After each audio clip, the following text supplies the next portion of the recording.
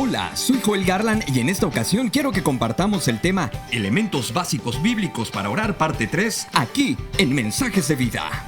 Continuando con el capítulo 6 de Mateo, donde nos da el Señor Jesucristo una cátedra sobre los elementos básicos que debe contener nuestra oración, ahora en el verso 12 nos arroja otro elemento más. Y perdónanos nuestras deudas como también nosotros perdonamos a nuestros deudores. Mateo 6:12. No debemos dejar de pedir perdón a Dios, porque mientras vivamos en este cuerpo mortal, la carne seguirá haciendo estragos en nosotros y en cualquier momento podríamos ofender a Dios. La realidad es que nuestra mente nos engaña, nos quiere hacer creer que aún yendo en contra de la voluntad de Dios estamos bien. El salmista lo dijo de la siguiente manera, Salmos 19 versos del 12 al 14.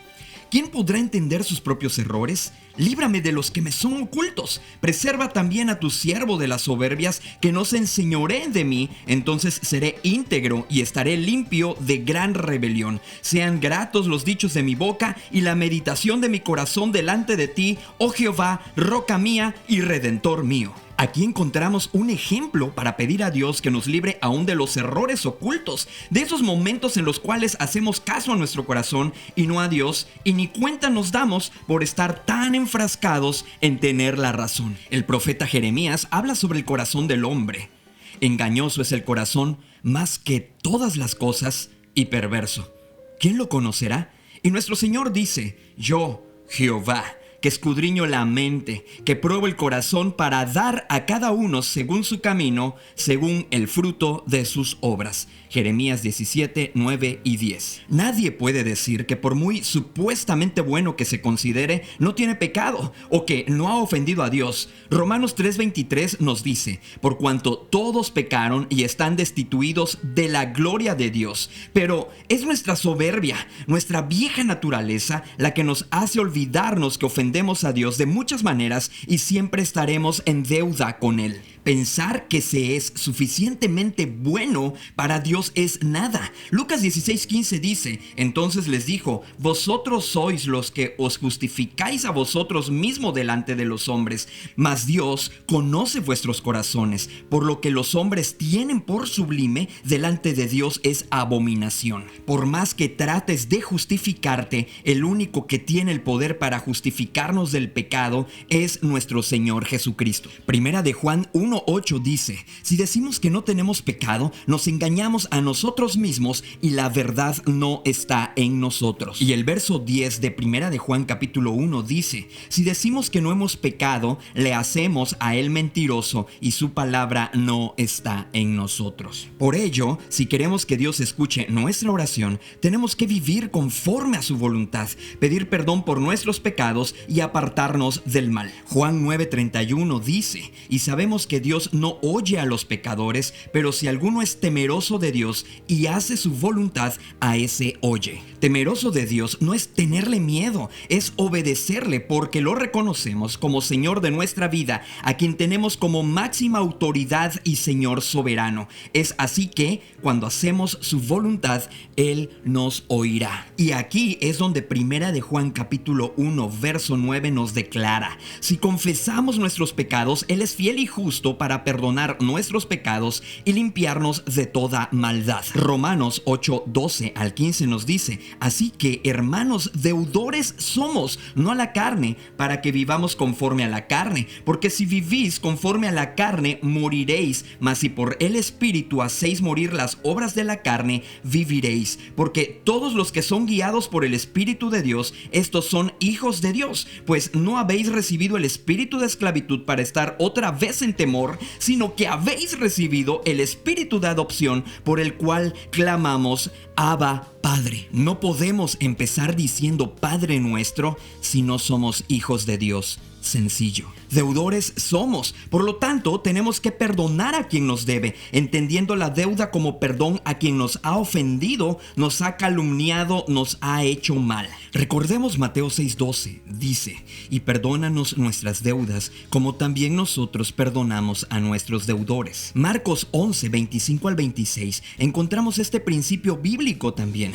El Señor Jesucristo le responde a Pedro y le dice, y cuando estéis orando, perdonad si tenéis algo contra alguno, para que también vuestro Padre que está en los cielos os perdone a vosotros vuestras ofensas, porque si vosotros no perdonáis, tampoco vuestro Padre que está en los cielos os perdonará vuestras ofensas. Lucas en el capítulo 6 versos 36 y 37 dice: Sed pues misericordiosos, como también vuestro Padre es misericordioso. No juzguéis y no seréis juzgados, no condenéis y no seréis condenados. Perdonad y seréis perdonados. Después del Señor Jesucristo impartir el sermón del monte, encontramos en Mateo 5, 23 al 24 un principio para lo que ofrezcamos a Dios sea acepto por Él sin impedimento.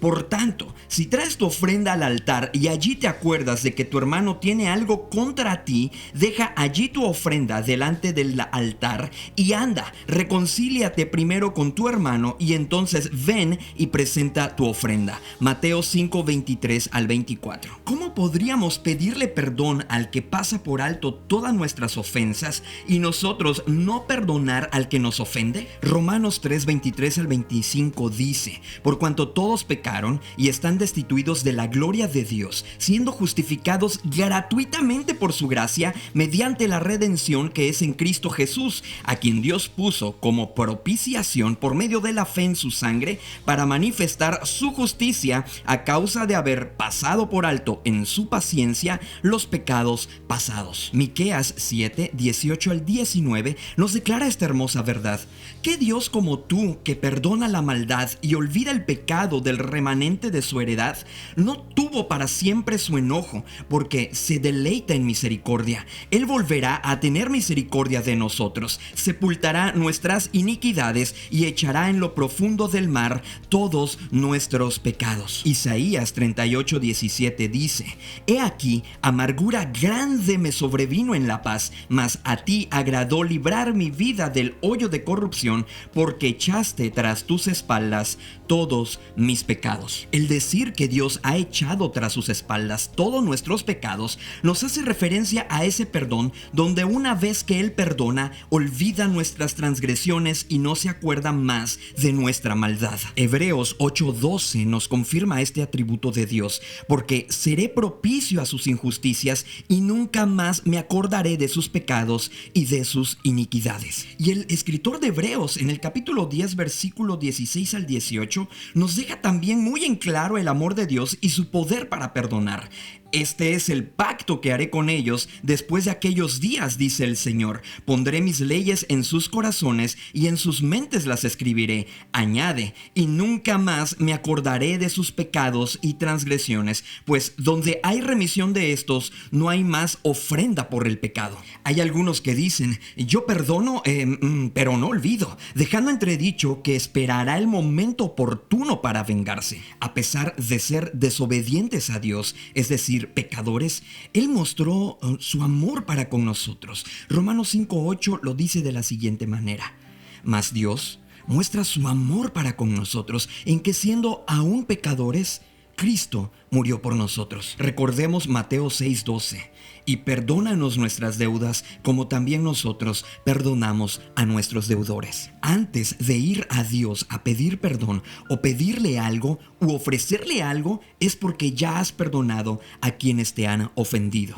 En Mateo 18, el Señor Jesucristo nos relata una parábola para dejarnos más claro el tema de perdonar para ser perdonados. El tremendo apóstol Pedro, un discípulo con un temperamento muy impulsivo, le pregunta al Señor Jesucristo: Señor, ¿cuántas veces perdonará a mi hermano que peque contra mí? ¿Hasta 7? Jesús le dijo: no te digo hasta 7, sino aún hasta 70 veces 7, por lo cual el reino de los cielos es semejante a un rey que quiso hacer cuentas con sus siervos, y comenzando a hacer cuentas, le fue presentado uno que le debía 10,000 talentos. A este, como no pudo pagar, ordenó su señor venderle y a su mujer e hijos y todo lo que tenía para que le pagase la deuda. Entonces aquel siervo postrado le suplicaba diciendo: Señor, ten paciencia conmigo y yo te lo pagaré todo.